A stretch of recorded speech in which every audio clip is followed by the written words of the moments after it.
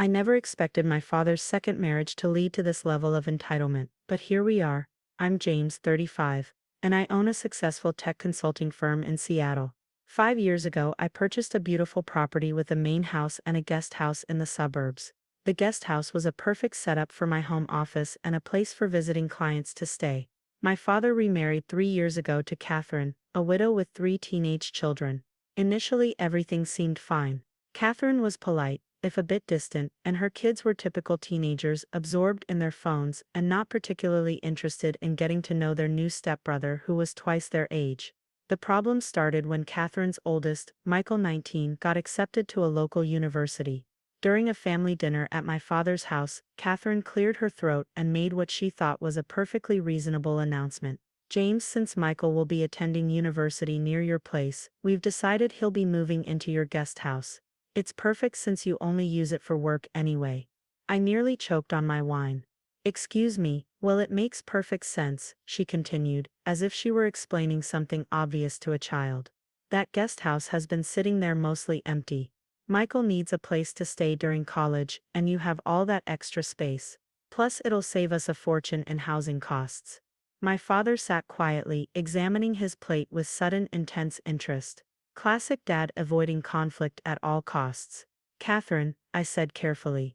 I use that guest house as my office and for visiting clients. It's not just sitting empty. Oh, but you have that big main house, she waved dismissively. You can easily move your office there. Michael needs his own space for studying. Actually, I can't. I specifically bought this property because the separate guest house gives me a professional space to meet clients and maintain work-life boundaries. Catherine's pleasant expression tightened slightly. James, I'm sure you understand that family needs to come first. Michael is your stepbrother now. Step or not, I barely know Michael. And more importantly, this isn't about family, Mike. It's about my property and my business. I can't believe you're being so selfish. Catherine's voice rose. We're not asking for much. Just a tiny guest house that you barely use. My father finally looked up. Katie, maybe we should discuss other options. No, David, she cut him off. James needs to understand that he's part of this family now. Michael will be moving in next month. That's final. I stood up, placing my napkin on the table. Actually, it's not final at all. The guest house is my property and I'm saying no. This isn't up for discussion. How dare you speak to me that way? Catherine's face flushed red. I'm your stepmother. You're my father's wife. I corrected her. And that doesn't give you any authority over my property decisions. I left shortly after, ignoring Catherine's angry calls behind me. My father sent me a text later that evening. She's just trying to look out for her kids. Please consider it. I didn't respond. I thought that would be the end of it, but I severely underestimated Catherine's determination. A week later, I arrived home from a business trip to find a moving truck in my driveway. Catherine was directing two movers who were carrying furniture toward my guest house. Michael trailed behind them with boxes. What the hell is going on? I demanded, jumping out of my car. Oh good, you're home, Catherine smiled as if nothing was wrong. We're just getting Michael settled in. I have your spare key from your father. My blood pressure skyrocketed. Stop the movers right now. Dad had no right to give you that key, and you have no right to be here. Don't be ridiculous, she scoffed. We already discussed this. Michael needs the space. We discussed nothing. I explicitly said no. This is breaking and entering. It's not breaking and entering when we have a key. Michael piped up, smirking. Besides, you're never even here during the day. I pulled out my phone and dialed 911. I'm calling the police. You all need to leave immediately. Catherine's eyes widened. You wouldn't dare call the police on family. Watch me, I replied, putting the phone to my ear. What followed was a scene I'm sure the neighbors talked about for months. Catherine screaming about family loyalty while the police escorted her off my property. Michael sulking as the movers reloaded his furniture. My father calling repeatedly, leaving increasingly desperate voicemails about keeping the peace. I changed all my locks that evening and installed a security system with cameras. I had a feeling this wasn't over.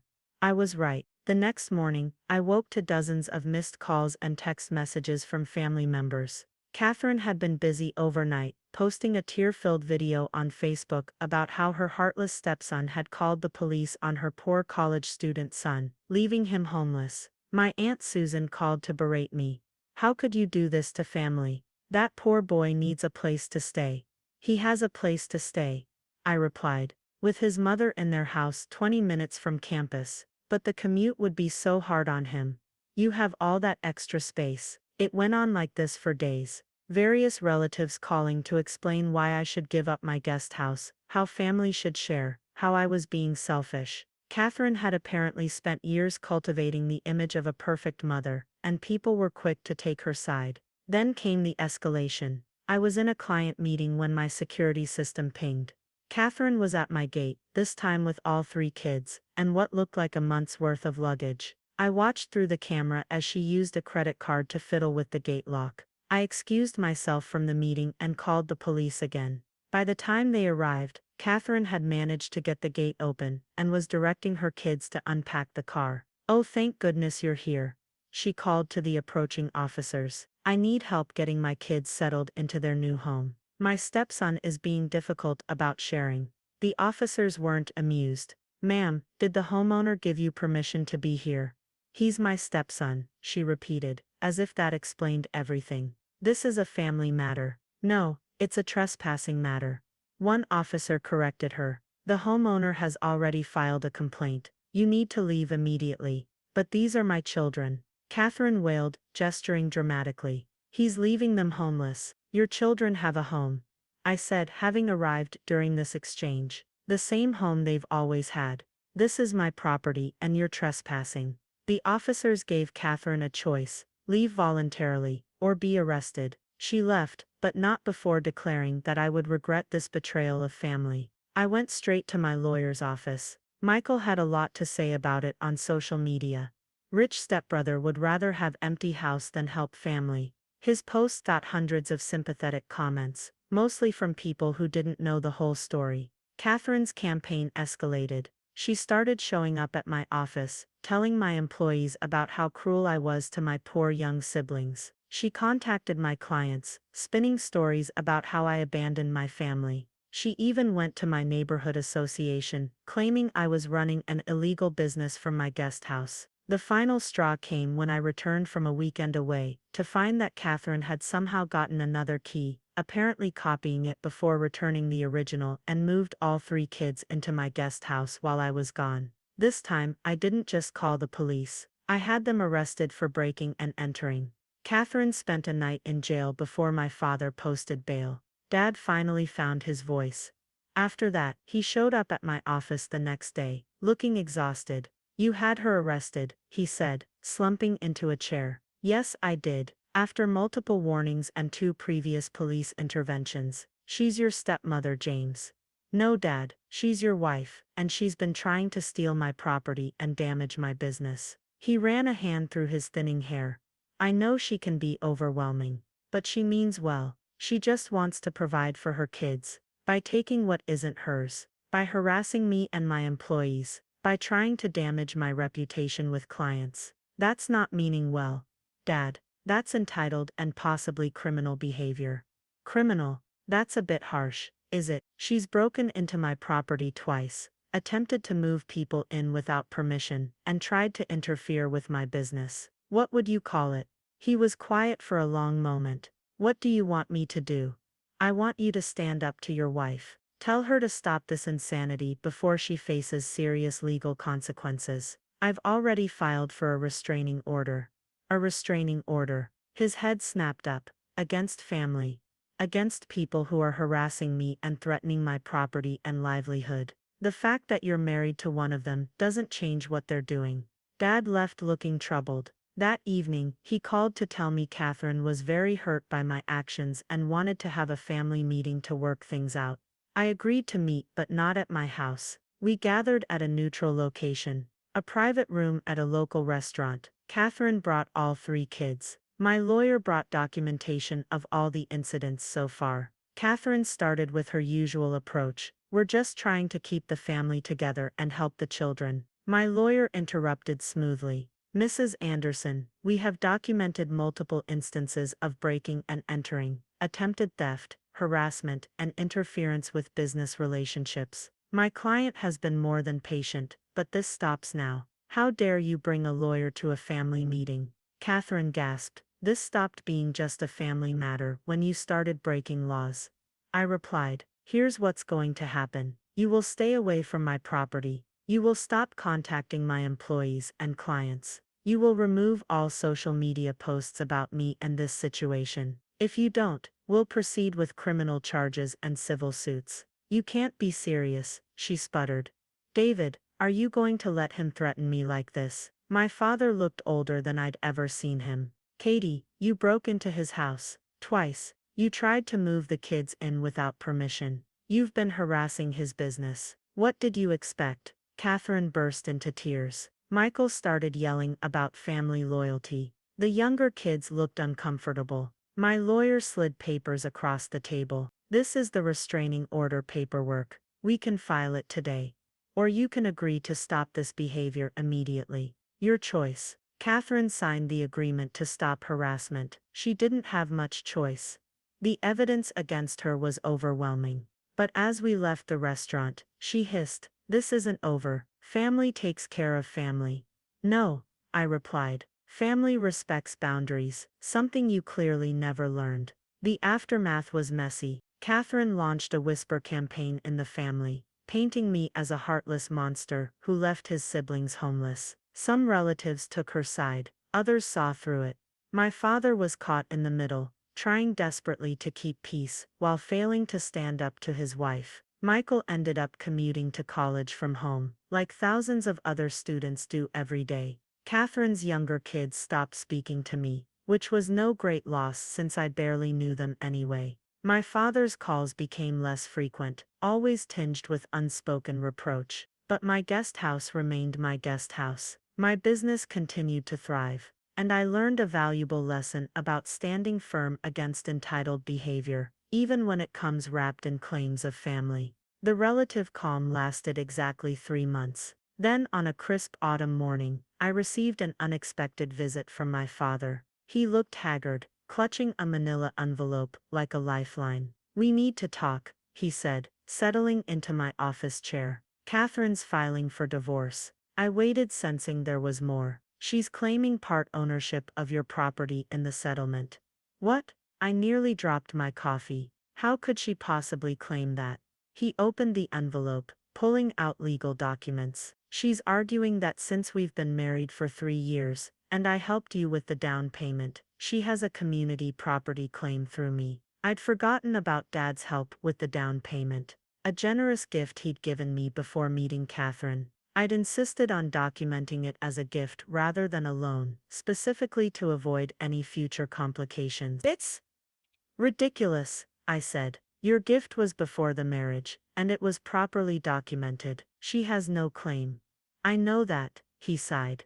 But she's found a lawyer willing to pursue it. She's also claiming emotional distress from your harassment of her children. My harassment? I couldn't help laughing. That's rich, coming from her. James, his voice was tired. She's asking for $500,000 in damages. The absurdity of the situation hit me full force. Let me guess. Almost exactly what a year of college housing would cost for 3 kids. She's desperate, Dad admitted. The divorce, it's my fault. I finally stood up to her about the way she's been treating you, and she didn't take it well. I studied my father's face, seeing the guilt and worry etched there. Dad, her behavior is not your fault. I enabled it, he said quietly. I let her push and push, thinking it would keep the peace. But after that meeting with your lawyer, I started seeing things differently. Started noticing patterns. What kind of patterns? He shifted uncomfortably. She's done this before, with her first husband's family. I found out she tried to claim part ownership of his parents' vacation home during their divorce. She has a way of targeting property she thinks she deserves. I called my lawyer immediately. While Dad's gift was properly documented, we needed to prepare for Catherine's legal attack. As we discussed strategy, more revelations about Catherine's past emerged. Her first marriage had ended amid similar accusations of property manipulation and boundary violations.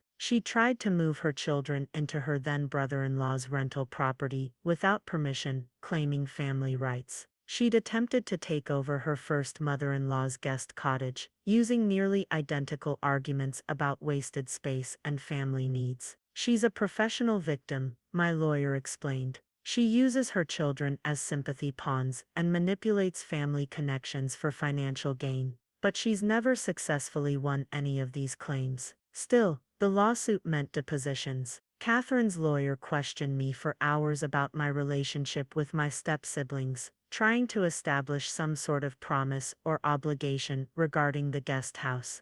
Did you ever indicate to Michael that he could stay in the guest house? No. Did you ever discuss college housing arrangements with your step-siblings?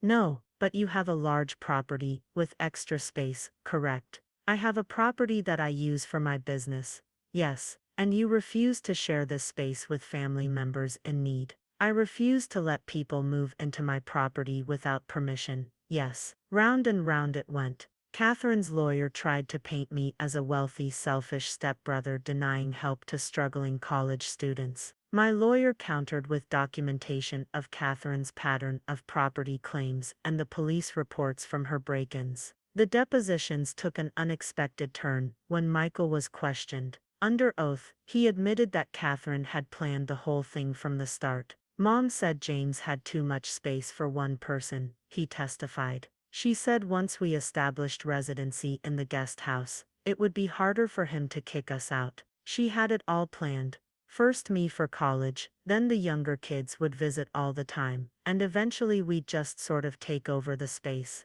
Catherine was furious when the testimony leaked back to her. She showed up at my office again, this time in tears. How could you do this to me? She sobbed.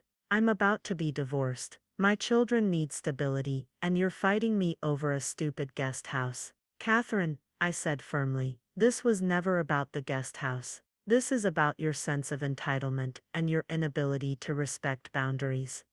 Boundaries. She spat the word. I'm trying to take care of my children, by teaching them it's okay to take what isn't theirs, by showing them that manipulation and lawsuits are how you get what you want. She straightened up, tears magically disappearing. You'll regret this. The judge will see what kind of person you really are. Yes, I agreed they will. The judge saw exactly what kind of person Catherine was. Her lawsuit was dismissed with prejudice, and she was ordered to pay my legal fees. The emotional distress claim was thrown out based on the evidence of her own harassment. But the real surprise came during the divorce proceedings. Dad finally found his backbone. I'm not fighting about assets, he told me. She can have what she wants from our marriage. But I'm done enabling her schemes. Catherine didn't get anything related to my property, but she did walk away from the divorce with a decent settlement. Dad seemed relieved rather than bitter. I should have seen it sooner, he said over dinner after the divorce was final. The way she always had some plan to get more, some claim on other people's property. I thought I was supporting a loving mother, but I was just funding a con artist. Michael reached out to me a few months later, after he'd had time to reflect. I'm sorry, he said simply. Mom always made it seem normal. Pushing boundaries, taking what we wanted, but watching all this go down. I don't want to be that kind of person. He'd moved into regular student housing, taken out loans like most college students, and was starting to understand the value of earning things rather than taking them. Catherine's younger kids still wouldn't speak to me, too firmly under their mother's influence. But that was okay. Some boundaries are better left in place. The family dynamic shifted permanently. Those who had supported Catherine's schemes gradually realized they'd been manipulated. Those who had seen through her from the start felt vindicated. Dad began rebuilding relationships that had been strained by his wife's behavior. My guest house remained my office and client space, but it came to represent something more. A symbol of standing firm against entitled behavior, even when it wears the mask of family obligation. You know what the funny thing is? Dad said during one of our now regular dinners. If she'd just asked nicely and respected your answer, you probably would have helped her kids with college some other way. He was right. I would have. But that was never really what Catherine wanted. She wanted control, ownership, the right to take what others had built. Instead, she lost everything she tried to manipulate. The security cameras stayed up, and the new locks remained unchanged. Some lessons you only need to learn once. A year after the lawsuit, I received an unexpected email from Catherine's first husband, Robert. He'd heard about the legal battle through mutual acquaintances and wanted to meet. We met at a quiet coffee shop downtown. Robert was a tired-looking man in his 50s, but his eyes were sharp and alert. "I should have warned you," he began without preamble. "When I heard she'd married your father, I should have reached out. Maybe I could have prevented all this." "Why didn't you?" He stirred his coffee slowly. "Shame mostly. I felt like a fool for not seeing her patterns earlier. And honestly, who would have believed me? Catherine is very good at what she does." Over the next hour, Robert shared a history that eerily paralleled recent events. Catherine had systematically targeted his family's properties, always using the children as leverage. His parents' vacation home, his sister's rental property, even his grandfather's farm. She always started the same way, he explained, talking about wasted space, family obligations, how the kids needed it more than the current owners. Then came the guilt trips, the tears, the accusations of family betrayal. Finally, the legal threats. Did she ever succeed? Once he admitted, "My sister gave in, let them use her rental house. Took 2 years and an eviction notice to get them out. The property was trashed. I thought about my guest house, grateful for my security system." "Why are you telling me this now?" "Because it's not over," he said gravely. "Catherine never really lets go of a property she's targeted, she's just regrouping." As if his words were prophetic, the next phase began a week later.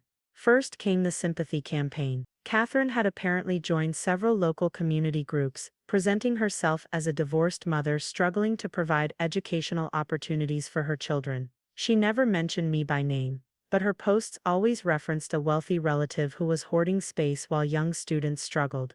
Then came the protests. Small groups of her supporters began gathering near my gate, holding signs about family responsibility and student housing justice. Local news picked up the story, though thankfully most coverage was skeptical of Catherine's claims. The real trouble started when some of her more zealous supporters began harassing my clients. They would follow visitors to my guest house, confronting them about supporting family separation and enabling housing inequality. I had to hire security to escort clients and eventually installed a second gate with camera verification for visitors. Then Michael called with a warning. "Mom's found some activist groups," he said, sounding worried. "She's trying to get them to pressure you about housing inequality and family wealth distribution." She's not well, James. The divorce broke something in her. "Are you still in contact with her?" He hesitated. "Sometimes, she keeps trying to convince me to file my own lawsuit against you. Claims I have residency rights because of that week we stayed there. I've told her no, but she's working on Tommy and Sarah now. They're younger, more easily influenced. She's convincing them they have some kind of inheritance claim through Grandpa's gift to you." My younger step-siblings, Tommy 16 and Sarah 14, had been fully indoctrinated into Catherine's worldview. The thought of them being manipulated into legal action turned my stomach. I called my father immediately. "I know," he said heavily. "I'm trying to get custody modified. Her behavior's becoming more erratic. The kids spend every other weekend with me, and I can see how she's poisoning them. Can you do anything legally?" My lawyer's building a case. She's missed some psychiatric evaluations that were part of the divorce settlement. And there's evidence she's using the kids for financial manipulation, which violates several court orders. The situation came to a head during a particularly hot summer week. Catherine had organized her largest protest yet, with about 50 people gathering outside my property. They had signs, megaphones, and a clear plan to disrupt my business.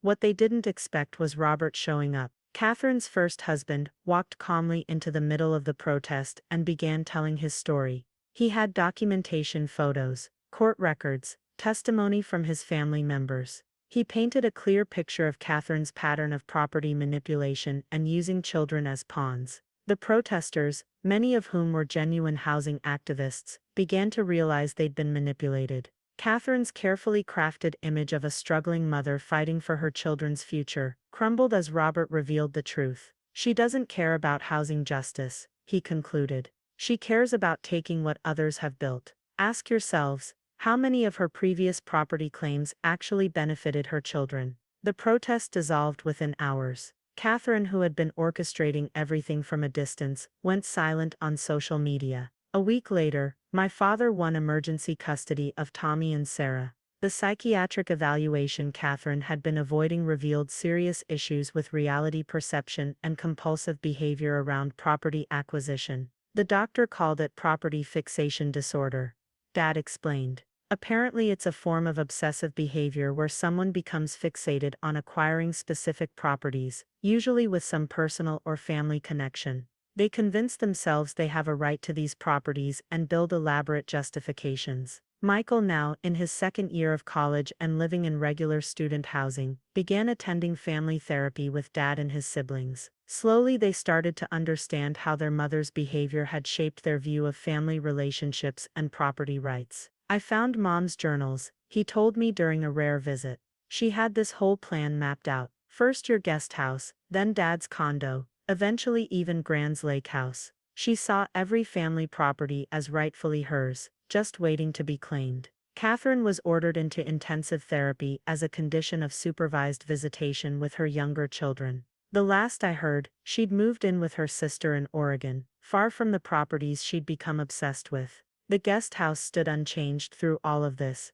still serving its original purpose as my office and client space. But now it represented something more, a testament to maintaining boundaries and refusing to enable destructive behavior, even when it comes disguised as family need. Dad spent more time with all three of his stepchildren, trying to help them develop healthier perspectives on family relationships and personal property. Tommy and Sarah slowly began to emerge from their mother's influence, though they remained cautious around me. They're learning, Dad said during one of our regular dinners. Learning that love doesn't mean taking, that family doesn't mean unlimited access to others' resources. It's a hard lesson, but a necessary one. Looking back, the whole experience taught me something valuable about the intersection of family and boundaries. Sometimes the kindest thing you can do for family is maintain firm limits, even when it feels harsh. Sometimes saying no is more supportive than giving in to harmful demands. The security cameras stayed up, but they rarely caught anything more exciting than delivery drivers and legitimate clients these days. The guest house remained my space, used as intended, a symbol of standing firm against entitled behavior, disguised as family obligation. 3 years after the protests ended, I stood in my guest house office, preparing for a unique meeting. Michael had graduated college and wanted to discuss a business proposal. He'd specifically asked to meet in the space that had once caused so much conflict. It feels different now, he said, looking around. I used to see this place as something that was unfairly kept from us. Now I see it for what it is. Your workspace, your investment, your boundary. He'd grown into a thoughtful young man, far removed from the entitled teenager who'd tried to move in uninvited. His business proposal was Solid Mat, a student housing consulting firm, helping match college students with legitimate affordable housing options. I learned from our mistakes, he explained. There are real housing issues facing students, but the solution isn't forcing your way into other people's properties. It's about finding legitimate options and respecting boundaries. I agreed to be an initial investor, with clear contracts and boundaries in place. Michael insisted on everything being properly documented. A far cry from the family should share mentality his mother had instilled. Tommy and Sarah, now 19 and 17, had also evolved. Living primarily with Dad had given them a chance to develop healthier perspectives. Tommy was starting community college, commuting from Dad's house and working part-time. Sarah was researching universities, but with realistic expectations about housing. Mom called last week. Tommy told me during a family dinner. She wanted to know if I'd consider claiming partial ownership of your property once I turned 21. Something about inherited family rights. I told her no. Catherine had completed her court-ordered therapy, but continued to struggle with property fixation. She'd attempted similar claims on her sister's house in Oregon, leading to another family rift. But her influence over her children had diminished significantly. Dad had found unexpected peace in his post-Catherine life. I spent 3 years walking on eggshells, he reflected, trying to balance her demands against everyone else's rights. Never realized how exhausting that was until it stopped. The guest house had become something of a family legend. The property that sparked a revolution in how we understood boundaries and entitlement. Relatives who'd initially sided with Catherine now used it as a cautionary tale about enabling toxic behavior. Last month, I hosted a small gathering in the guest house.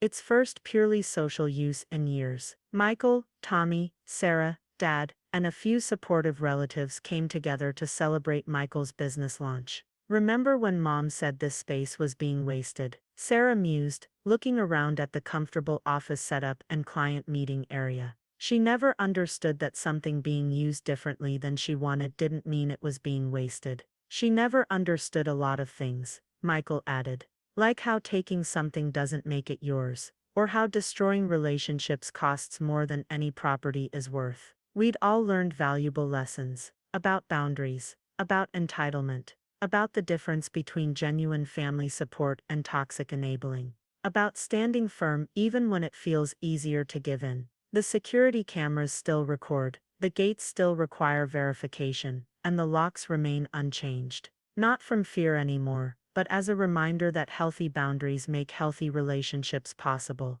Catherine occasionally still makes noise about family property rights, but her words find few sympathetic ears these days. Her children have grown beyond her influence, learning to build their own lives rather than trying to take pieces of others. The guest house stands as it always has, serving its intended purpose, but now it's also a symbol of something larger, a testament to the power of maintaining boundaries, even when it's difficult. A reminder that sometimes the best way to help family is to say no to harmful demands. You know what's ironic? Dad said during our latest dinner. If Catherine had respected boundaries from the start, she'd still have a family willing to help her. Instead, she lost everything trying to take what wasn't hers. Looking out at my property today, I see more than just buildings and boundaries. I see the results of standing firm against entitlement, of maintaining principles despite pressure, of helping family by refusing to enable destructive behavior. The guest house remains my office, my client space, my boundary. But it's also become a reminder that true family support isn't about taking what others have built. It's about helping each other build our own success, while respecting the boundaries that make healthy relationships possible. The end.